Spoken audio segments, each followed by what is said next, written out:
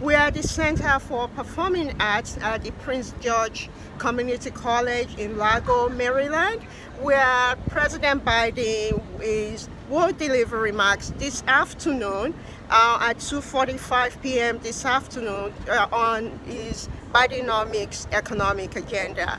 In his remarks, the president is expected to compare his economic agenda to talk about how it is delivering for the American people, and it will also contrast it to the Bidenomics, the agenda, the GOP, the Republicans' agenda, including taxes. So we are expecting the president to be here this afternoon. Already there have been a group of people, guests, including students, community leaders, and state leaders that are gathering here, lining up to go into the Performing Arts Center. We will be bringing you updates from the highlights from the remarks after they deliver his remarks after the event.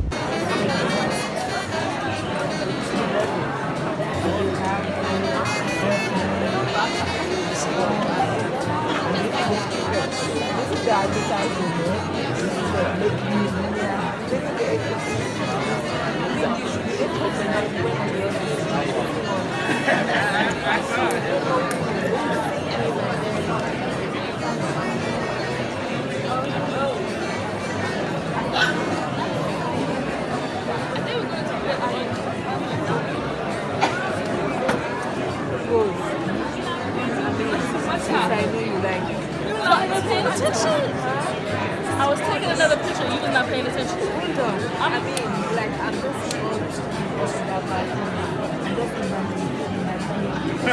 I was just being since you know me, you were gonna say something. Since you know me.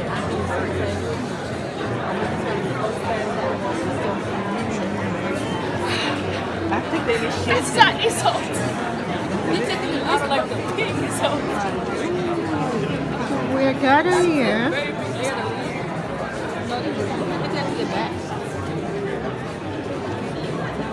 Actually, we're not gathered here. We have a crowd that have gathered here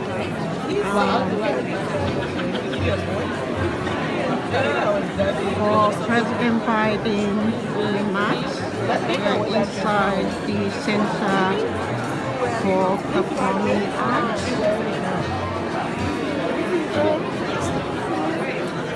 Outside of the auditorium, we were told that state and local officials will be present, will be in attendance for the remarks, including Maryland Governor Westmore, Senator Van Horden, and Senator Tarin, as well as representatives. I don't have the night will be the manager. That's some barriers.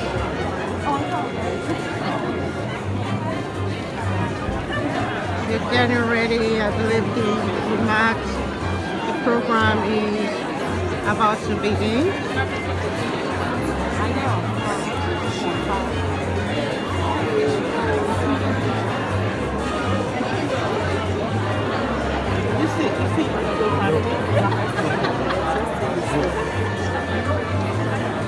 The president is being introduced by a Prince George Community College student. One of them. No, that's the other girl in Canada.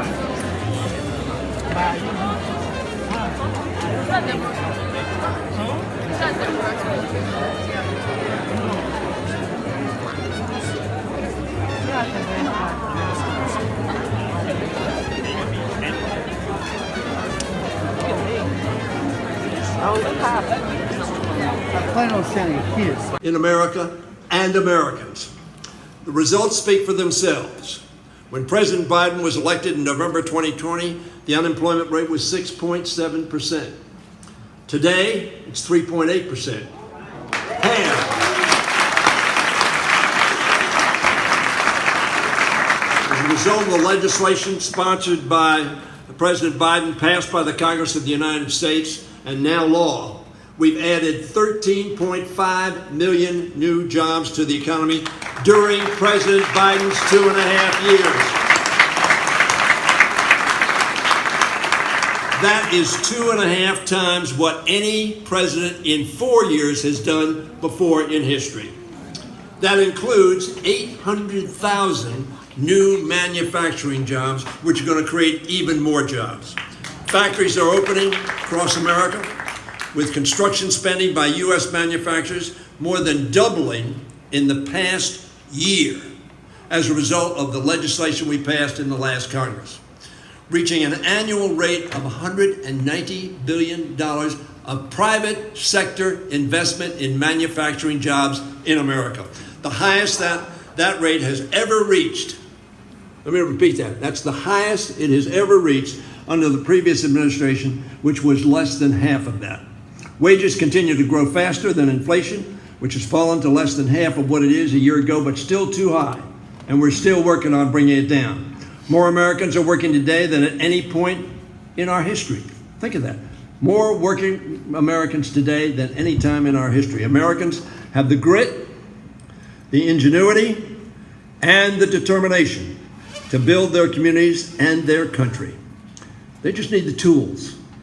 They need the wherewithal, the opportunity to, as I say, make it in America. That's why we passed laws to lower their health care, prescription drug, and energy costs. It's why we took historic action to build safer communities and to expand care for our veterans. And it's the reason that we made once-in-a-generation investments in infrastructure and manufacturing to create jobs, strengthen our supply chains, and give a better quality of life for our people. The impact of these policies will only continue to grow as we implement these historic laws. The President's going to talk about those. I've been proud to help lead House Democrats in that effort as chair of the new Regional Leadership Council and in the last Congress as Majority Leader. We're ensuring that these transformative laws reach every American in every corner of the country, from our biggest cities to our smallest towns and most rural areas. No matter where they live, all Americans deserve to see how these laws are investing in America, investing in Americans, creating jobs, lowering costs, and strengthening the middle class. I congratulate and thank President Biden and his administration for advancing that mission here in Maryland and throughout the country. Yeah, that's what the laws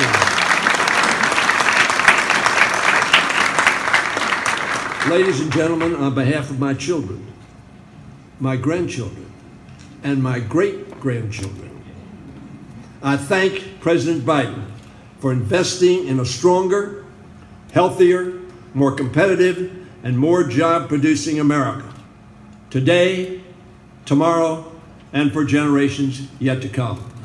Now I'm pleased to introduce the junior senator, Chris Van Hollen.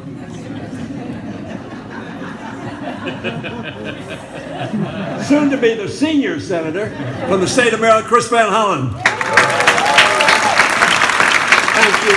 Thank you, Stanley. Thank you, Stanley Hoyer. It's an honor to be back here at Prince George's County Community College. To President Williams, thank you for your leadership. To the amazing faculty, staff, and the students at Prince George's County Community College, if you could please join me, Stanley Hoyer, Ben Cardin, and our Governor Wes Moore in making sure that President Biden can hear your welcome backstage here. Thank you for being here.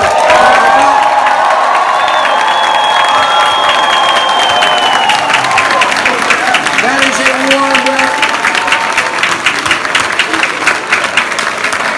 is a warm Maryland welcome.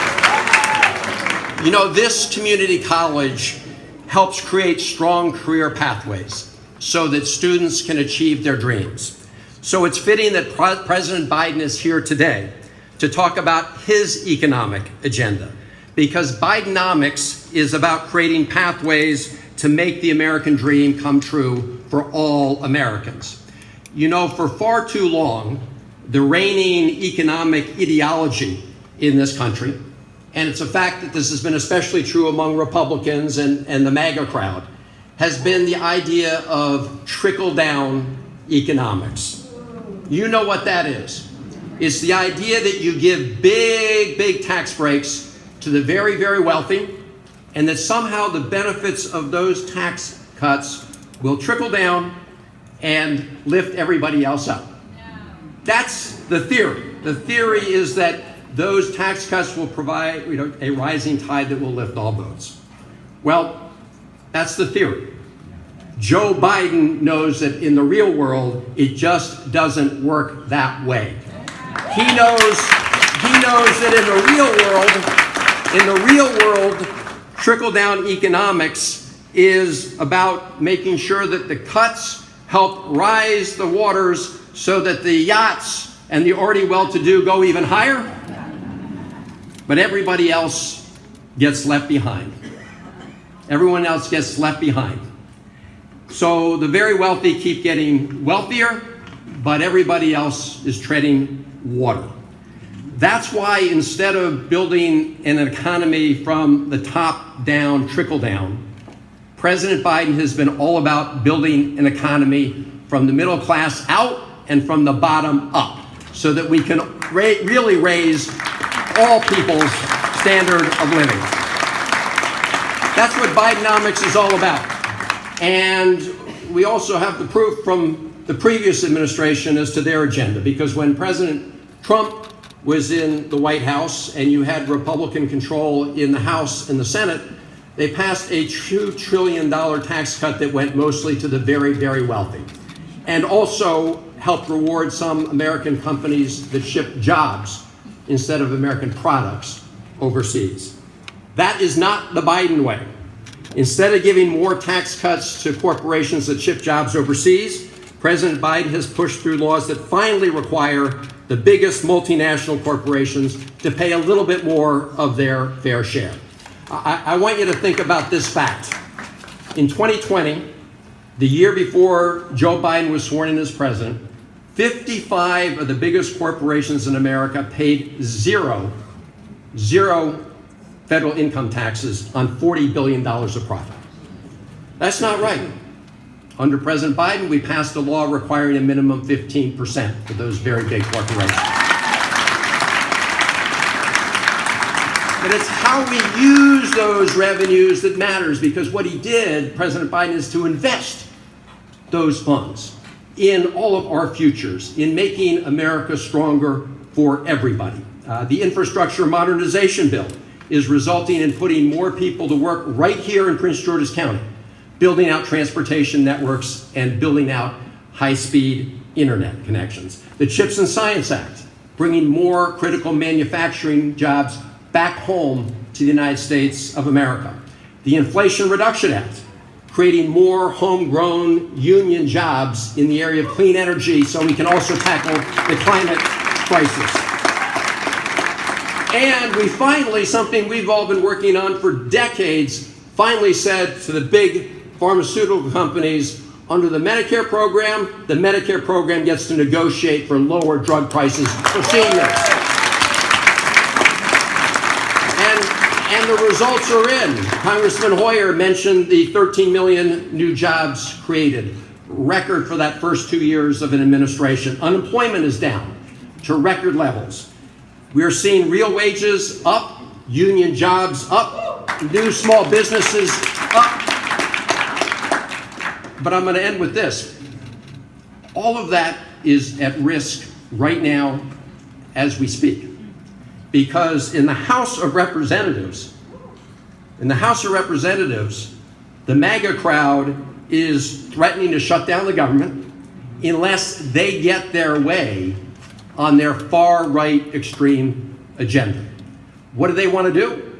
They want to go right back to trickle-down economics. No. They're calling for another round of very big tax cuts for the wealthiest Americans. They want to reverse the requirement that Medicare finally negotiate lower drug prices on our behalf. They want to undo the Inflation Reduction Act. So we cannot go back. We cannot turn back the clock. We cannot shut those doors of opportunity.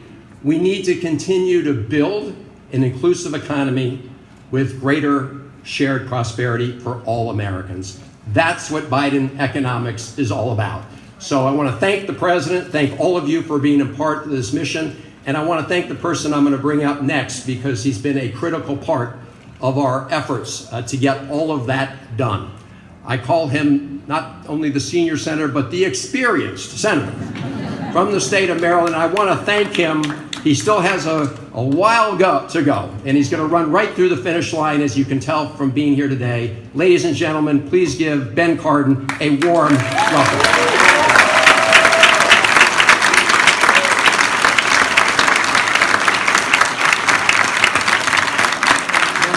Thank you, Chris Van Hollen. I tell you, if you're going to have a partner in the United States Senate, I could not have a stronger partner than Chris Van Hollen and what he does for the people of Maryland and our nation. Team Maryland is strong.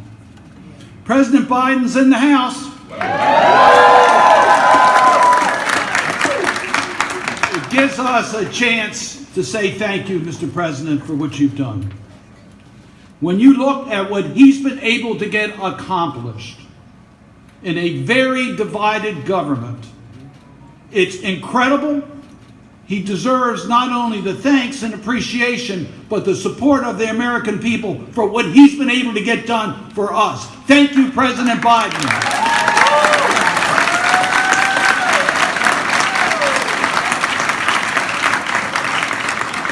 Prince George Community College students are in the house. Dr. Williams, congratulations for your leadership here. This is one of the great institutions in our state. The president could not have picked a better venue to visit our state, and we thank him for that.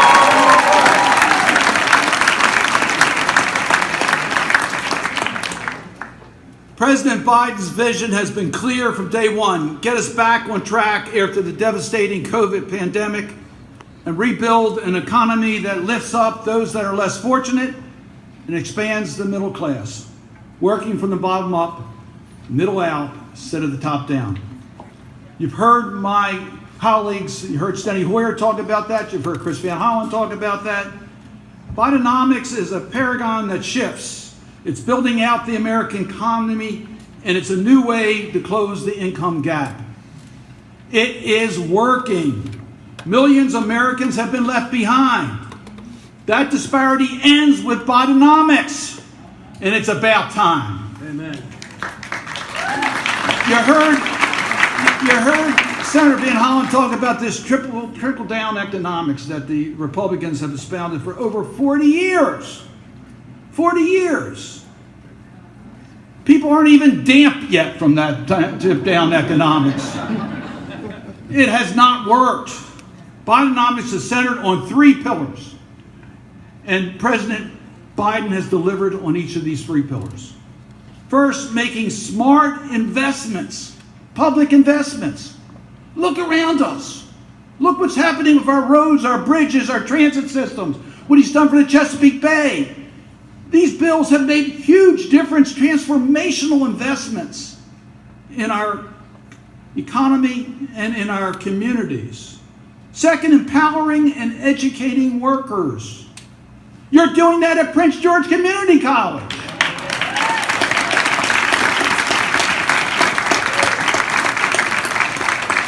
And promoting competition. Americans can compete and win as long as we have a level playing field, and Joe Biden's fighting to make sure we have that level playing field so we have the good jobs here in America. I am proud to say that under President Biden's leadership, transformational bills have been passed. You've heard my colleagues list some of those. It's worth repeating because each one of these were incredible in their own right. The Chips and Science Bill talks about competition being here for us because we have the technology. We need to make sure that the productions are done here and the research is done here. That's what the CHIPS and Science Bill is all about. The Inflation Reduction Act, yes, we talk about it absolutely the greatest investment by any country ever in dealing with climate change. Climate change is real. We know that. We're going to be struggling with the aftermath on disaster relief in Congress. We've got to take steps to protect this earth. And the United States is now the leader, thanks to President Biden. But in that bill, we also, as pointed out by my colleagues, dealt with health care costs. We know that's a kitchen table discussion on how you're going to pay your health care bills. Well, they're coming down. Insulin, $35 a month, cap. Thank you, President Biden, for what you've done. Negotiating prescription drug costs. We have a plan. And Senator Van Hollen mentioned small business. I chair that committee. We had the largest growth in small businesses in our history, and in Maryland, it was led by women and women of color. We are making progress.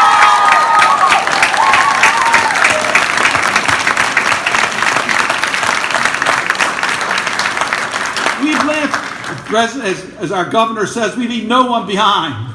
PACT Act, our veterans, a new CBOC here in Prince George's County. We are making investments to do what's right for our veterans. And the list goes on and on and on. And I haven't even mentioned what President Biden's done with our courts. Justice Jackson and the judges that have been appointed.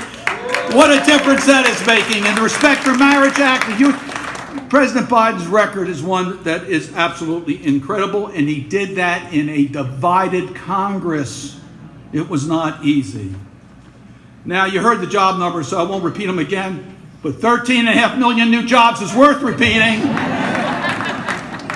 It's the fastest growth in our history. We have regained all the jobs lost during the pandemic and created 4 million more, including 1.5 million in manufacturing, construction, and engineering. The previous president, I think you know his name, lost 2.9 million jobs during that presidency. What a contrast we have here. So, Bidenomics is about us. It's about all of us growing together as a nation. And it's been led by President Biden. And we're proud to be on his team. This is Team Maryland. Let me let you know that. I am so proud of the leadership we have with Governor Wes Moore. He is poised to take advantage of all of these tools. He's already brought our state together. My only complaint is he calls too often. We've got other work to do at times. But we love him, and we respect everything he's doing, and we're all so proud to be part of Team Maryland. Welcome the Governor of Maryland, Governor Wes Moore.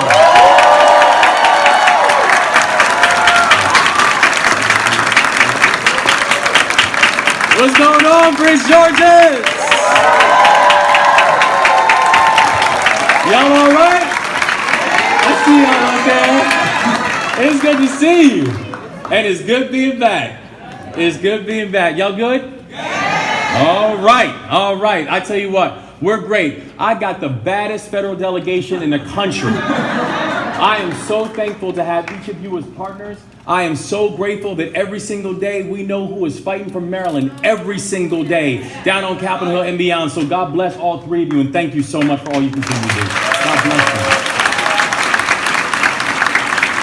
So listen, when we heard that the president was coming to town, the president said, listen, we want to spend some time with your best and your brightest. Where should we go? We here, y'all.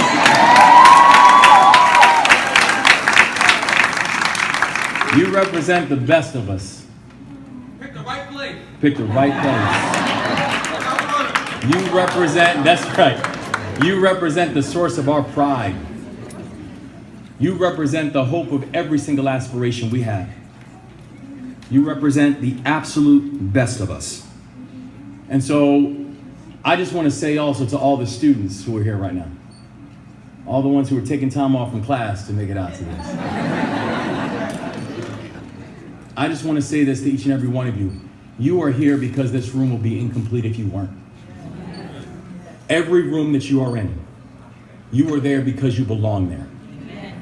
Every room you are in, you are there because you just made that room better.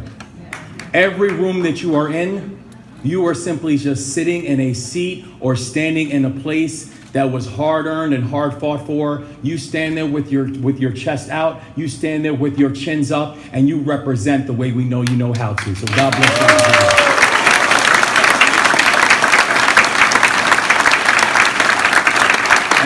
And I got to tell y'all, so President Williams, and she knows, being here is also very personal for me, because there's three things that I wear every single day, and each and every one of them, I wear them not just because they remind me of my commitment, but it's because they remind me of my strength. All right. The first is something I got when I was 17 years old, and those were my military dog tags. So. Oh, I can't pull them out. I gotta take my clothes off. Mercy. Y'all are funny, man. Here we go. We working. My dog tags.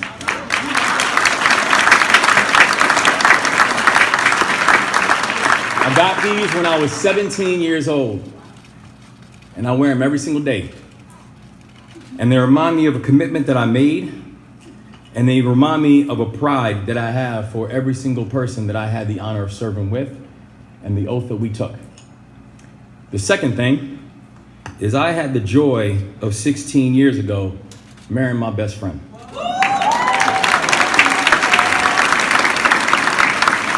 And she is someone and as she says, she actually was raised in New York. But then she just happened to, come to Prince George's County for college, and she never left. So she always very proudly says that we got a Prince Georgian who's living in the governor's mansion right now. And the third thing that I wear is my ring from my 2-year college.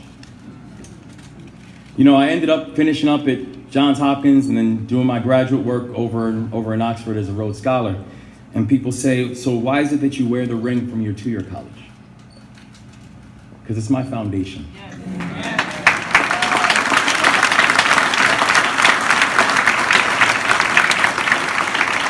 It's the foundation that I have been able to use in every single step of my journey, whether it was my time in the military, my time running a small business, my time running one of the largest poverty-fighting organizations in this country, or whether it was because of all of you becoming the 63rd governor of the state of Maryland, the first African-American in the history of the state.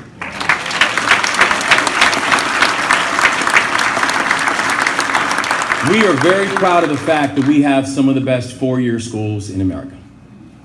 A fact that we are very, very proud of. But I want to be very clear. We are going to end this myth that every single one of our students must attend one of them in order to be economically successful, and in order to build up a society that we all hope for and we can. We need to, and we will, make sure we are rewarding Marylanders from all walks of life and from all paths to make sure that no matter your start and no matter your destination, that you are going to have a state that supports you, that believes in you, and that is willing to invest in you. Because we need you. And when we say that, I'm thinking about people like Nicole. Nicole is a mother of 6 who I met at Howard Community College.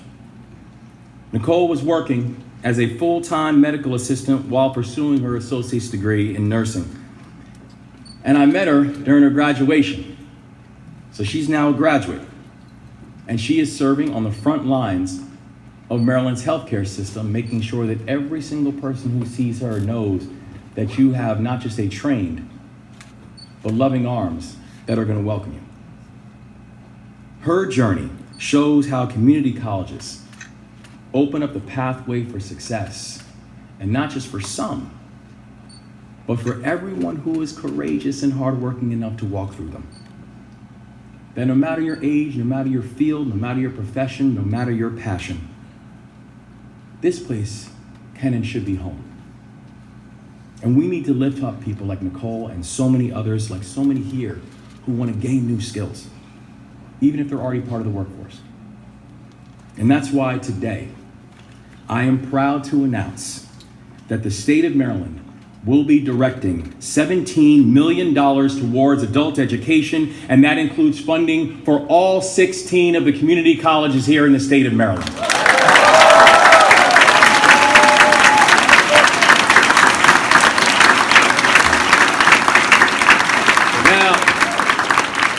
Now that money is coming from a project that's coming in partnership between the U.S. Department of Labor, or U.S. Department of Education, and also our Department of Labor.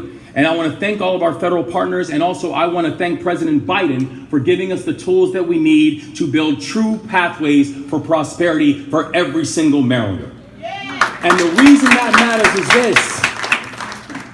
Partnership matters, y'all. Who we have as our partner, it matters.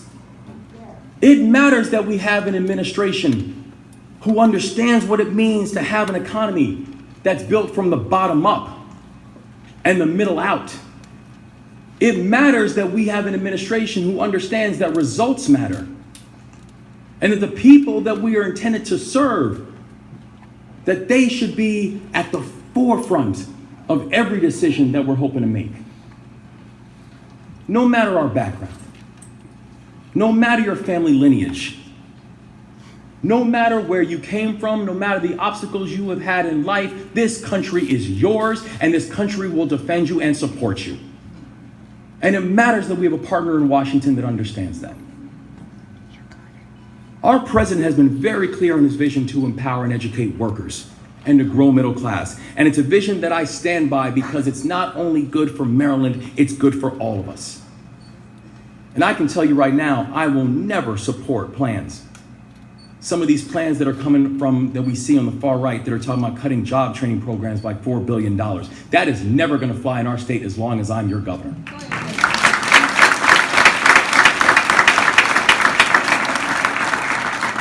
So for all of you who are here right now, and for so many of you students, the ones who took time off from work to be here, for some of you who had to commute over an hour to be able to get here, because there were not enough trains or buses or transportation assets. For all of you who are going to go home tonight and who are going to help your kids with their homework before you have a chance to work on your own. In Maryland, you are seen. In Maryland, you are heard. And in Maryland, you hold the key to all of our strength. So together, we're going to follow the lead of this president. We're going to work together to bring real results. And I can tell you right now, when we do it, this is going to be Maryland's decade. The rest of the country is going to know it. We are putting the rest of this country on notice. I have already let every single governor in this country know your time is up, our time is now. That in partnership, we are going to make this Maryland decade. And y'all, listen to me here. Think about what we've gotten done in the first 9 months. Imagine if you can give us another 4 years. We need this energy. We need the inspiration. We need you to remind people why elections matter. We need you to remind people why next November matters. We need you to remind people that we are moving. And because we're moving in partnership, we're not stopping. It's our decade, y'all. Thank you so much for all you continue to come.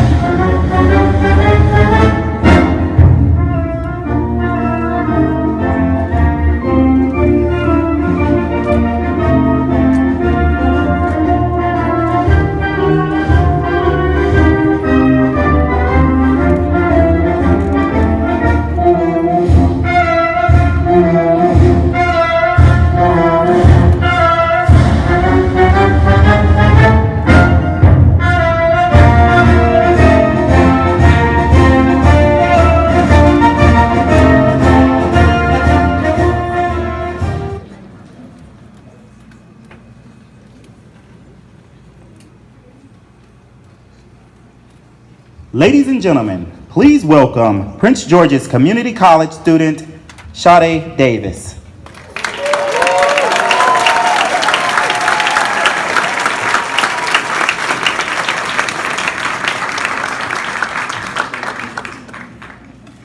Good afternoon.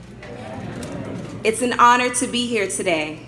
My name is Sade Davis, and I'm a second-year student at Prince George's Community College, where I'm studying to earn my associates in public health. As a first-generation college student, I'm also proud to serve as an elected member of the Board of Trustees. My most important role, however, is mom. I'm a mother of 2 young boys, ages 9 and 13, and while they always keep me on my toes, they are both my motivation and inspiration. From my parents, a former police officer and a proud union maintenance worker, I learned the value of service.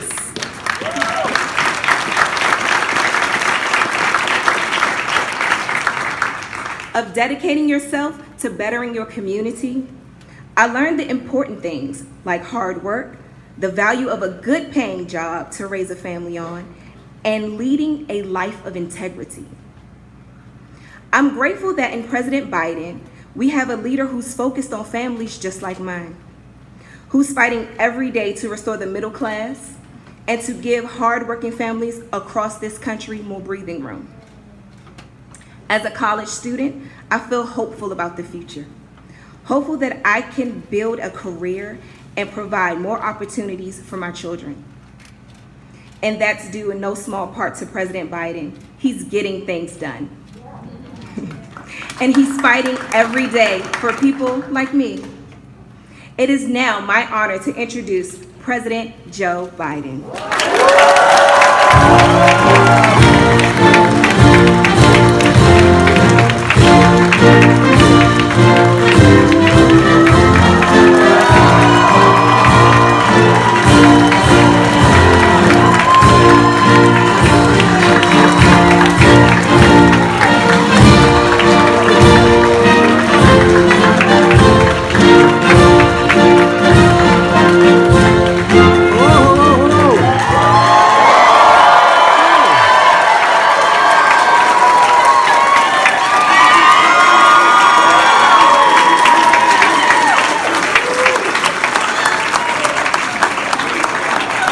As my mother would instruct me to say, please excuse my back. I apologize. Sade, I just told her when she walked off the stage, when she's president and they say Joe Biden's out in the waiting room, she promises she won't say Joe who. Do you have seats? Okay. I once said that early on in my tenure, Gov, and I said, everybody take a seat.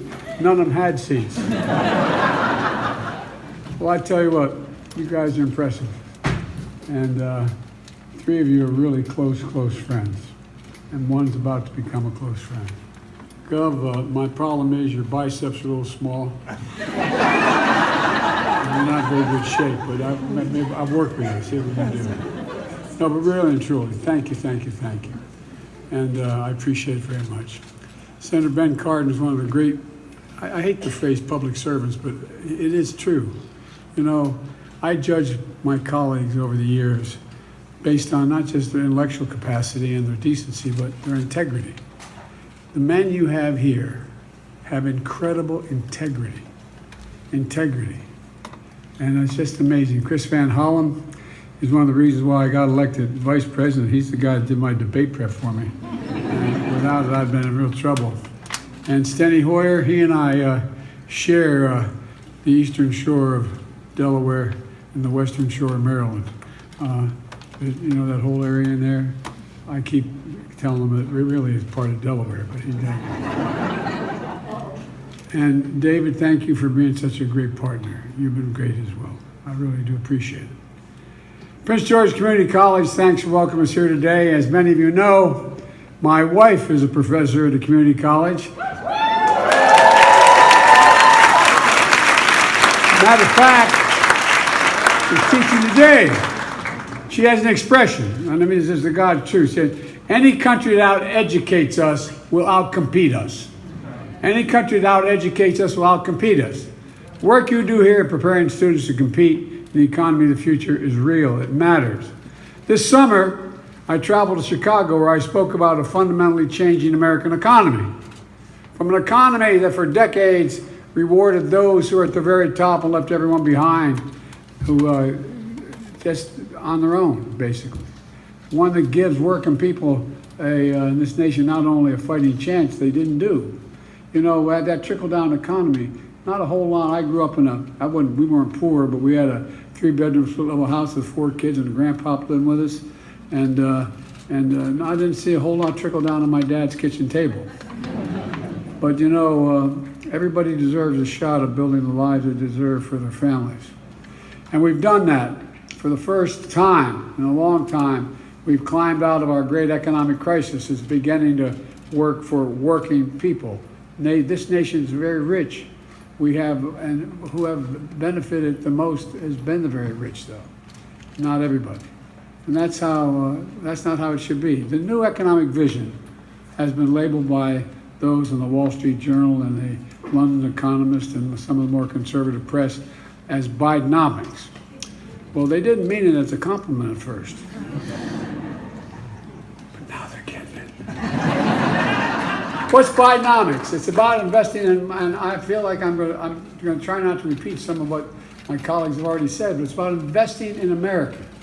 Investing in America and investing in Americans, American people.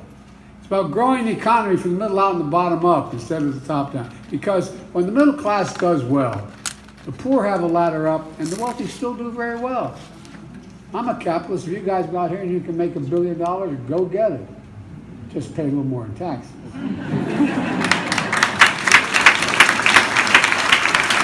So look, but our friends on the other team, on the other side of the aisle, they have a very different vision for America. And by the way, you have this, I think you have this book on your table, on your chairs, maybe not.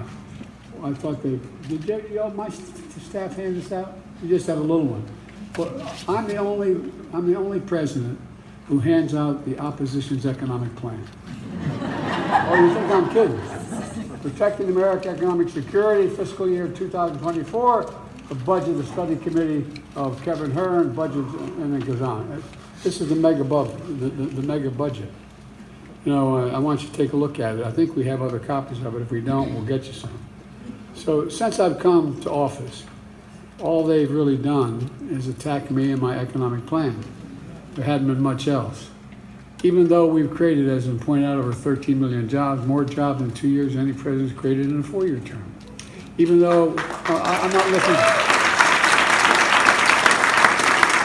Even though we've had 19 straight months of unemployment under 4% for the first time in American history. Even though we have the lowest inflation rate of any major economy in the world, with core inflation rate the last 3 months at 2.4%. We got more to do, even though we've created 800,000 manufacturing jobs and a manufacturing boom we haven't seen in decades. Even though America, as we met here today, is the strongest economy in the world. Let me say that again. America has the strongest economy in the world of all major economics. And all they do is attack it. But you know, you notice something. For all the time they spend attacking me and my plan, here's what they never do. They never talk about what they want to do. No, think about it. They tell you what they're against. What are they for? It's like they want to keep it a secret. I don't blame them. Well, today I'm going to talk about their plans. Look, we're going to talk about the MAGA Republican economic plan. And by the way, this is not your father's Republican Party. This is a different deal, all kidding aside. We've all worked with Republicans on the other side over our careers, have become good friends, honest, decent people. Disagree like hell with them, but they were in the deal. They thought the institutions mattered. They thought it mattered. Well, guess what? Our democracy is at risk because I don't think they do think it matters anymore. Because the country should know the facts. They should know the choice between Bidenomics and MAGAnomics. American growth and hope, and we're building, or American lost jobs, raising fears. MAGA Republicans gave us a few short years ago. Look, their plan, Bidenomics, is more extreme than anything America's ever seen before. Just months ago, they went further than anyone has ever gone, threatening to default on the debt that's over 220 years old. Default, unless we gave them everything they wanted. We gave them nothing they wanted. We gave nothing when we got a deal. But up to now, Republicans have given us a failed plan, a trickle-down economics that didn't work. My guess is your story is just like mine. Not much trickle-down ended up helping y'all. Instead, there's what trickle-down economics did. It shipped jobs overseas. It's a basic thing. Find the cheapest place in the world for labor, send the jobs there, the product there, and then import the product home. Well, you know, they hollowed out the main streets of America. They did the same for the middle class. They blew up the deficit. It produced an anemic economic growth, if any growth at all. And it stripped us dignity and pride and hope out of a community, one after another. You know, when you have those communities where there's been that factory employing 250 people in a small community for years and years, and then it closes down, you don't just lose the jobs, you lose a sense of belonging. People lose hope. They lose their pride. They lose their sense of pride. And now these MAGA Republicans have taken a plan I've never worked into, and you know, look, the plan they're proposing never worked, but they decided to make it much, much worse. Now Republicans in Congress are doubling down with a plan that does three things. One, it cuts taxes even more for the very wealthy and big corporations. Two, it cuts Social Security, Medicare, and Medicaid. Three, it raises costs for families, gutting investments in the middle class. Under their plan, the top 1%, 1/10 of 1% of the households that make over $4 million a year are going to get another tax cut worth more than 2 times what the typical American family makes in a single year. Let me say that again. 2 times what the average family makes a year is going to be the tax cut they're proposing to give to the very wealthy. MAGA Republicans in Congress also trying to undo the progress we made to make getting, you know, look, what I was able to do in what they call the G7 among the NATO countries and European countries, I was able to get them to all agree, and then around the world, all the democracies, agree that we were going to have a global minimum tax on corporations, meaning that you couldn't have offering a tax to build or make something in another country that is considerably lower than what the tax would be in that country where in fact it comes from. And that global minimum tax was finally agreed. It took me a better part of a year to get it done. And guess what? They want to get rid of it and let corporations go back to shifting jobs and profits overseas and avoiding paying taxes at home. And who's going to pay for that? Well, now we know because the MAGA Republican Congress has finally released the budget I just referenced. And the answer is seniors and hardworking Americans are going to pay for it. They don't talk much about, but I got the budget. I mean, literally, it's here. And it's all in black and white. And just for your convenience, I thought I left it. My staff told me they left a copy on your seats, but I guess they didn't. So here's what it does. Their budget gives $5.1 trillion in additional tax cuts skewed to the wealthy people and big corporations while cutting $700 billion from Social Security. Hear me now? $700 billion from Social Security and $1 trillion from Medicare. Let me say that again. Cut Social Security by $700 billion, and Medicare by $1 trillion. They want to raise the Social Security retirement age, which means a 13% cut in benefits for seniors who retires at the age of 67. Imagine, you work your whole life. Every single paycheck you've had, you paid into that system. You thought you'd be able to retire with a little bit of dignity. Our MAGA Republicans in Congress also want to take Medicare away from more than 1 million Americans with disabilities. Now, if they hadn't done what they've done the last 2 years, you might not believe me. But I promise you, I give you my word, that's what they're proposing.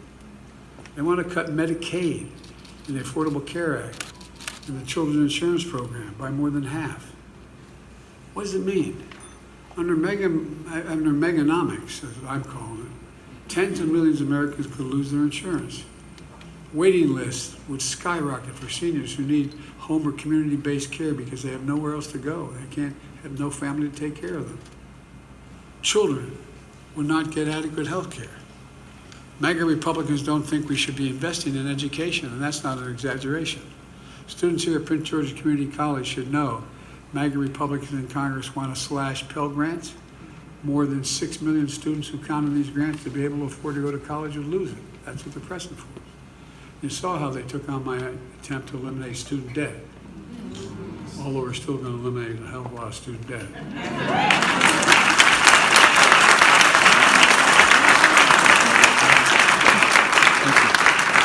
And by the way, they actually want to cut 1,800 food safety inspectors.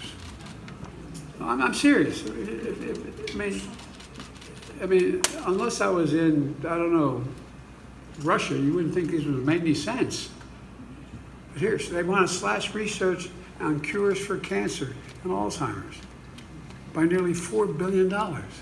I got my team over here to go along with when President Obama allowed me to set up the whole effort to deal with cancer, allowing me to use any office, any administration facility.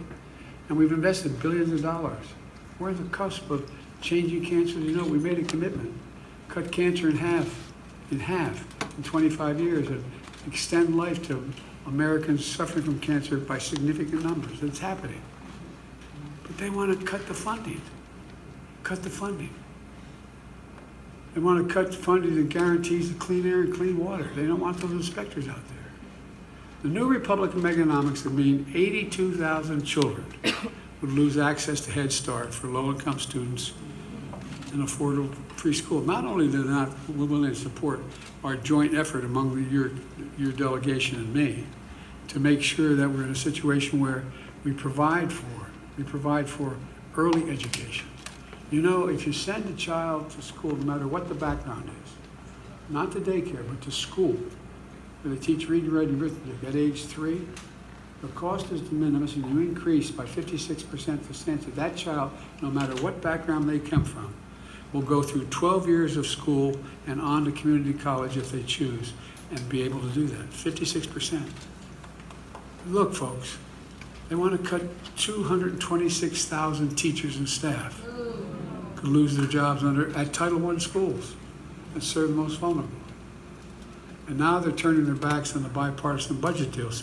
Speaker McCarthy made with me just a few months ago, after threatening to do something no one came very close to do it, shutting down and reneging on our national debt, which would have caused an international economic crisis.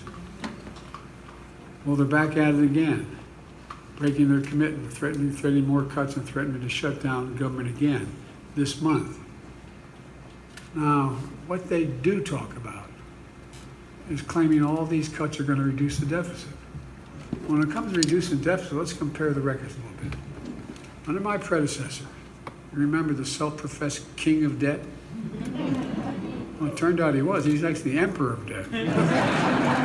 He created more debt than any other president did in 1 year. No, I'm serious. For starters, when he passed that $2 trillion tax cut, skewed to the wealthy and big corporations, they didn't pay for a penny of it.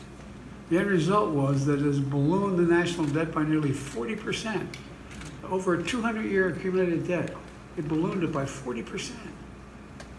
Well, I've taken a different approach with the help of your delegation. I'm not being solicitous when I say that. You have the best delegation in the country.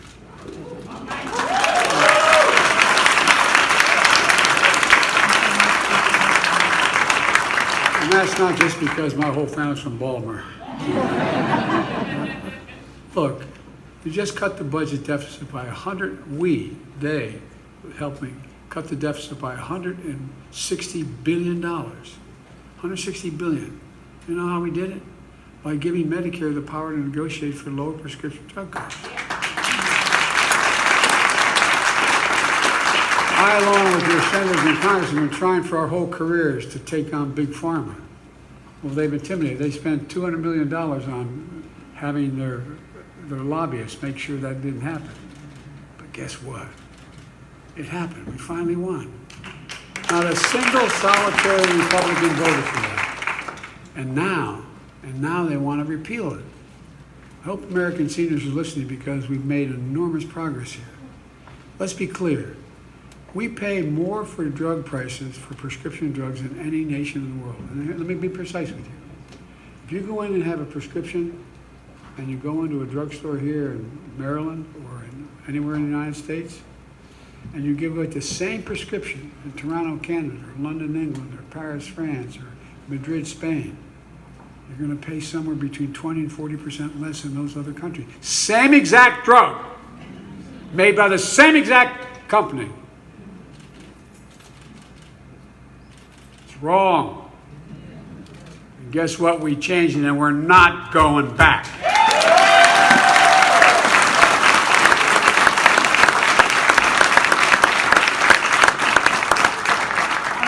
Man. Up till now, seniors have been paying up to $400 a month for their insulin. We've reduced that to $35, and at $35, the drug company is still making 350% profit. Because the guy who invented the insulin for diabetes didn't patent it because he wanted it available to everybody. To make it and to package it costs $13 to $14, and they're paying $35 now for it. $35. Democrats just got. And Republicans are trying to take that away. We did something else too you should be aware of. Just a few years ago, as was pointed out, 55 of the largest corporations in the Fortune 500 paid zero in income tax. And they made $40 billion. I said I was going to do everything I could to make sure they start paying their fair share. Well, we changed that. Now the biggest corporations have to pay a minimum tax of 15%. So they don't get away with paying nothing. As a matter of fact, they're supposed to be paying a minimum of 21%. 21%, that's what the tax law says. You know, big corporations are, by the way, I know a little bit about big corporations, I'm from Delaware. More corporations are incorporated in Delaware than every other state in the United States of America combined. And look, I want them to do well, but pay your taxes. But they're complaining. So MAGA Republicans are carrying their water. They want to go back to telling them pay nothing again and you have to pick up the tab instead. You pick up the tab. Not only are they refusing to take corporations, make them pay their fair share. Earlier this week it was reported that MAGA Republicans are planning to give an additional, this is not, again, this is all public, an additional $1 trillion tax cut. $1 trillion tax cut for big corporations. They're doing very well, I might add. Apparently, they think corporations, which make record profits in recent years, pay too much in taxes. It's unbelievable. To hear MAGA Republicans in Congress tell it the only way to reduce the deficit is to cut Medicare, Social Security, that you have paid for in your whole life. From the time you've had your first job, you had to pay into Social Security. Out of every paycheck. Give me a break. These guys are just plain wrong, and they proved it. On my watch, the deficit already has fallen by over $1 trillion. $1 trillion so far. I signed legislation to reduce the deficit by another $1 trillion over the next decade. And the budget I'm putting forward this year would cut the deficit by another $2.5 trillion on top of that. We're doing it by making the wealthy and big corporations begin to pay their fair share. I'm not talking about 70% taxes. I'm talking about 36% taxes, 24% taxes. How many of you think the tax code is fair? Raise your hand. Even if you're making it. No, I'm serious. Even if you're making a lot of money. You know, we've gone in the pandemic from about 740 billionaires in America to 1,000. Well, guess what? These billionaires pay an average of, guess what? Less than 8% in federal taxes. Less than 8% on a yearly basis. They pay a lower tax rate than a firefighter, a teacher, a cop. How can that be right? How can that possibly be right? My friends came up with an answer. Guess what? The Republicans, last time out, when they were in charge, the last president was there. What they did was they cut the number of tax examiners. They cut them. Everything, well, that's great. You want to get rid of those tax examiners. Guess what? They cut all the folks that are very sophisticated tax examiners. That takes years to learn and how you go through $1 trillion income, how you determine what they pay. They cut them. It's time billionaires began to pay at least a minimum tax of 25%, for God's sake. There'll still be multi-billionaires after that. You ought to make the tax code more fair, not less fair. That's why I promised that no one making under $400,000, I've never seen that, but no one making under $400,000 will see their federal taxes go up a single penny. I kept that promise, and I will keep it. That's why I expect the child care tax credit, helping millions of middle-class families. It's a great benefit to those families. It increases economic, and by the way, increases economic growth. All the things we do for middle-class and working-class families increases economic productivity. When you have a child care tax credit, you're a middle or lower middle-class income person. Guess what? It means you can get help for your kid and you can go to work at the same time. And now MAGA Republicans in Congress did not support continuing that extended tax cut. And this week we learned what happened as a result of their position. About 3 million more kids are now living in poverty because we cut that again. I'm fighting to restore the child tax credit. Once again, lift these kids out of poverty. Folks, it wasn't that long ago we were losing jobs in this country. In fact, only 2 presidents in American history with fewer jobs the day they left office than when they started. One was President Hoover, and the other was Donald Hoover Trump. Seriously, only 2 presidents in American history. And look, you may remember my predecessor promised to be the greatest job president in history. Well, it didn't really work out that way. He lost 2 million jobs over the course of his presidency. 2 million. We've created 13.4 million new jobs. We not only recovered all the jobs we lost during the pandemic, we've added millions more. We've seen record lows in unemployment, particularly, and I've focused on this my whole career, particularly for African Americans and Hispanic workers and veterans. You know, workers without high school diplomas, the lowest unemployment rate in 70 years for women now. You know, by the way, when I got elected, I promised I wanted an administration that would look like America. I got more women in the cabinet than any president has ever in history. I got more women than men in the cabinet. I put more black women on the appellate court and the Supreme Court than every other president combined in American history. A higher share of working-age Americans are in the workforce now than any time in the past 20 years. And job satisfaction is higher than it's been for 36 years. And we're growing the economy.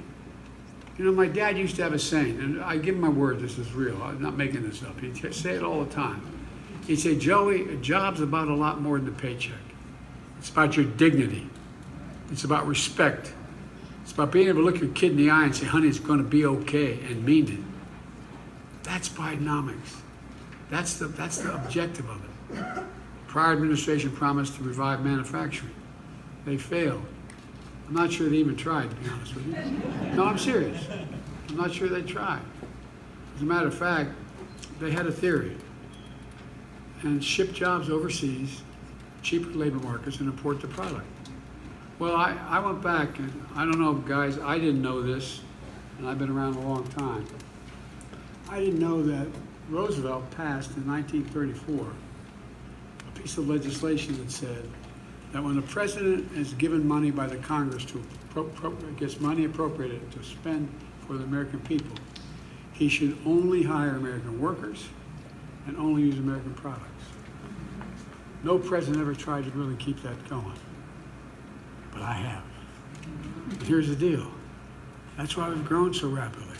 If we don't have the technique, we don't have the particular skill required, you can make an exception and not spend it on an American worker. But we got to invest in America. We're making things in America again. You know, folks, it's just amazing how much has changed. We used to have the largest economy in the world in terms of manufacturing. Under my presidency, America has surged in the front again. We're now on track having the strongest economy in the world for decades to come. Prior administration promised to rebuild our nation's infrastructure. Remember Infrastructure Week? Every week, and then Infrastructure Month? Well, guess what? It never came. Great real estate builder, a former president, he didn't build a damn thing.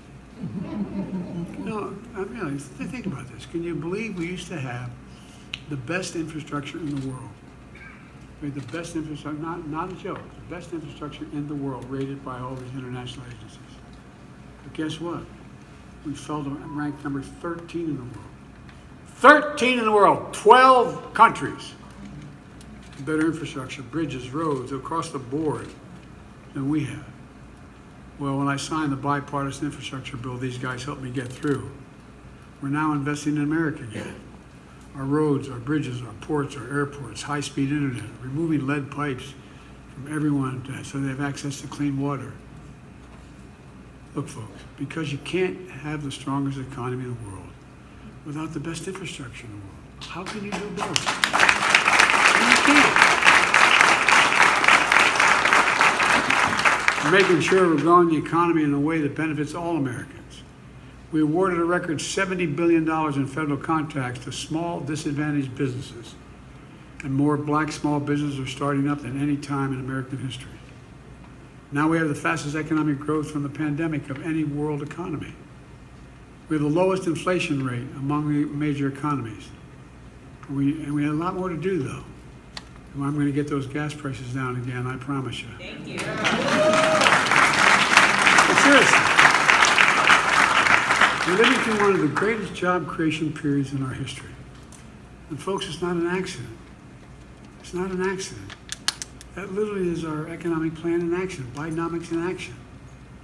Let me close with this. And there's a lot more I know we could talk about. I wish I had a chance to take all your questions, but I'm going to get in real trouble if I do that. But all kidding aside, we've faced some pretty tough times in recent years. But America didn't give up. America never gives up. I've said it 1,000 times. There's no quit in America. No quit. But you hear from our friends on the other side, the MAGA Republicans, what's wrong with America. Everything's wrong with America. They keep telling us America's failing. Well, they're wrong. They're failing. America's not failing. America's winning. And there's one reason for it. You, all you people, get up every single morning and go out to try to do the right thing. You, the American people. You're the ones with grit and determination, not me or your elected officials. You. Whatever we've set our mind to as a country, we've always accomplished. We've never failed. Not a joke. Think about it. Name me one objective America's set that they haven't been able to accomplish if we work together. Name one. And folks, that's not going to change. I've long said it's never been a good bet to bet against America. It's not a good bet today. America's best days are ahead of us, not behind us. And I can tell you, I know virtually every major world leader and know most of them pretty well. Every one of them is looking to us. Every single one of them. I can honestly say I've never been more optimistic about America's future. Never, never, never. Just remember who the hell we are. We're the United States of America. And this is for real. This isn't a campaign speech. This is for real. There's nothing beyond our capacity when we work together. Nothing.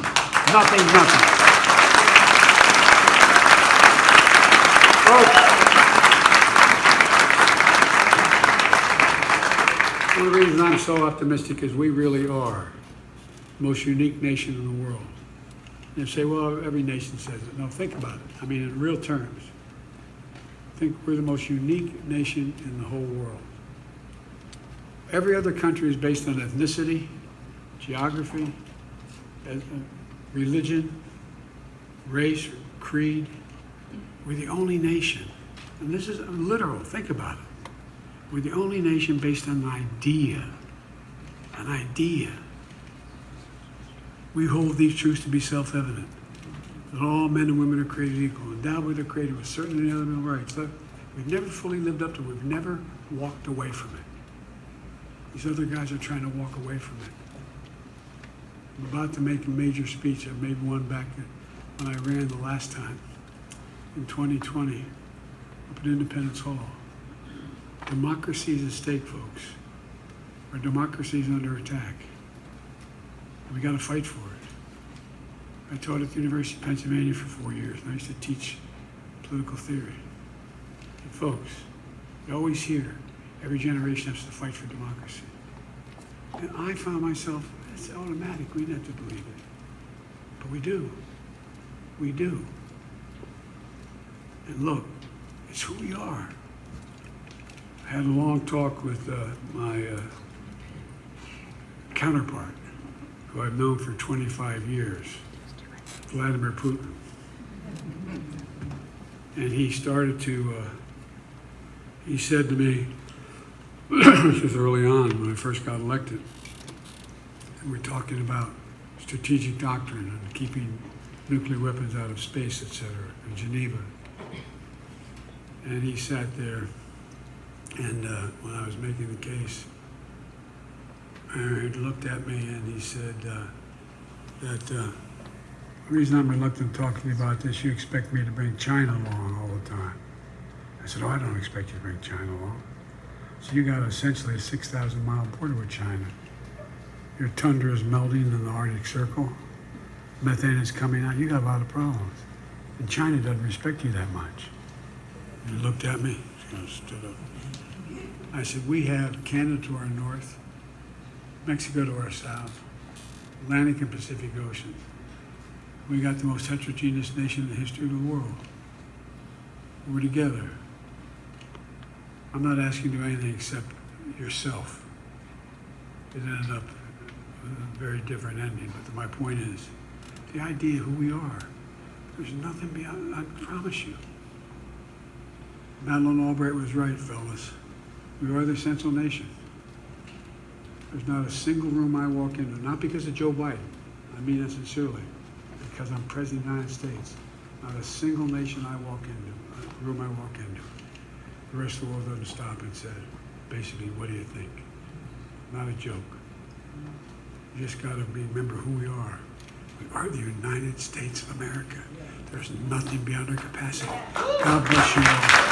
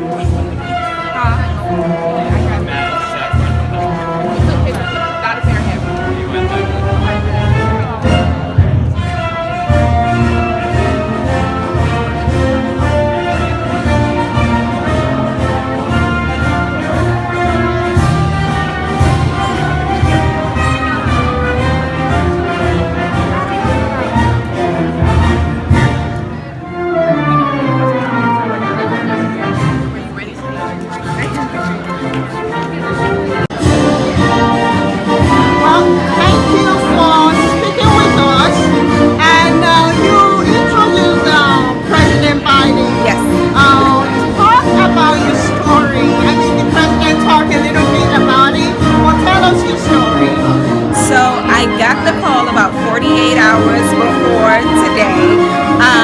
It was a complete surprise. They just said that a dignitary was coming to the college, and due to my leadership position on campus, they thought that I would be a great candidate to introduce the dignitary. There were no names dropped at the time. I automatically said yes because I thought it would be a great opportunity no matter who it was.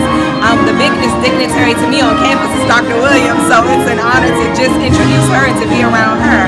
But the day after I got the initial phone call, I was informed that it was the president, and that was a complete honor to have the opportunity to introduce him. I got to meet with his staff, his communications team. They drafted up my script that I got to say today in front of everyone, and it was a pleasure working with them all, and it was smooth. I thought it was going to be a little hectic because of the tight timeline, but it was very easy. What was that like when you got that, when you find out the dignitary that you would be introducing is the president? And you must have been like, yeah, I was very excited. I was actually in the middle of doing an assignment. You know, school first. So I was in the middle of doing an assignment, and then once the name was dropped, everything came to a halt. I immediately closed my laptop. I texted my best friend. I called my mom. I was like, guess what I get to do? It was so exciting. But moreover, it being exciting, it was a complete pleasure and an honor to be thought of in that regard by the college to do this job today. You talk about your leadership. Yes. Quality. Can you talk about the experience of being a model? I mean, from today on, you will be a role model, not just for your peers in college, for all around the nation that saw you introduce the president today. Sure, yeah. So being a student leader is phenomenal for me. I started off as just a volunteer with the college's Student Government Association, and it was completely by accident. Ms. McIntosh emailed me thinking she was emailing another student, and when I wrote her back, I said, hey, I see that you guys have a lot of things you need to get done, but I'm the wrong student. We had the same last name, which is Davis, so you know how the college has first initial, last name, a couple of numbers at PGCC. So she accidentally clicked on me, and that was the best accident that has ever happened. And under her tutelage, she has given me opportunities not only to volunteer, but then to soon become chief of staff for the Student Governance Association, and then moving forward to be student trustee now for a second term because I was voted back last year by my peers. You are also, regarding your leadership skills, you are also a mom of two kids. Yes. They must be very, very proud of you. Yes. Did you tell them? Yes, I did. So my oldest son, he actually had an opportunity to watch. How old is he? He's 13. He's 13? Yes, he's 13, yes. So he had an opportunity to watch, and shortly after coming down from the podium, he sent a million text messages and was like, I saw you, you look so nice, you spoke so well, I'm so proud. And my sister picked him up from school, and she was watching from the car. He said his auntie was crying. It was a big moment for all of us. This is a community college. Yes. It's something, as the president talked about, that often people look down on, like, 4 years college, you're not going to a 4 years college. Right. Talk to us, given your experience here, what is that like? Why is community college important?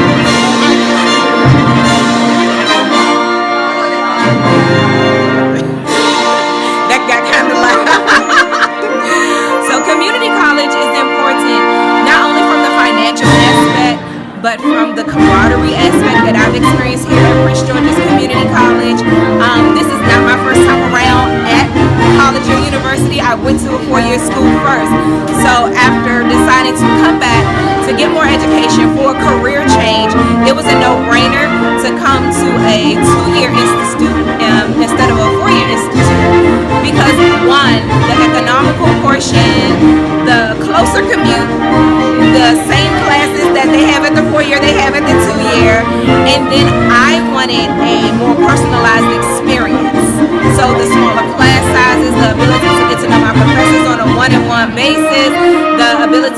camaraderie with my classmates. When I was at my previous four-year university, I didn't feel that. I felt like a number, a small fish in a really big pond. And while I was there just to get the job done, and I did when I was at that institution, coming back and wanting to dive more into a second chance of education, it seemed more feasible mentally, financially, emotionally to come to a dual school. We have the music, which is Right. Yeah, I'm trying to pause in between when it gets really loud. Right? You know, you met the president today, backstage. Yes. Talk about that experience. President Biden is so sweet. He's so sweet. He's so nice. Whatever they say online about him being down to earth and sweet, I wasn't sure if it was true, but now I can confirm it is absolutely true. He was cracking jokes. He's very personable, and it's kind of like meeting a family. What did you talk about? So once he found out my major, he was talking about how they're trying to secure more financial resources for public health, and he respects what I'm going to school for and what I want to do.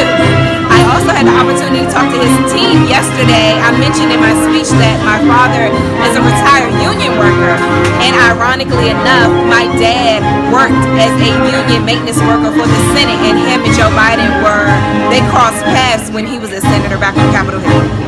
So, you know, we're going to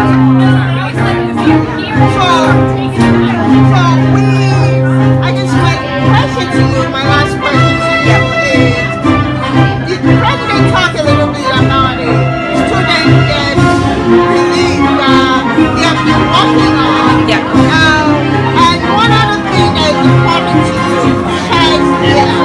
Can you talk about how those things, two things, we have here in your life and other people like you, mothers? Yes, childcare and economic relief for students is very much so important. I'm blessed that I don't have that personal problem in my life, but I know several moms who are going back to school just like myself who have that problem, and it goes hand in hand.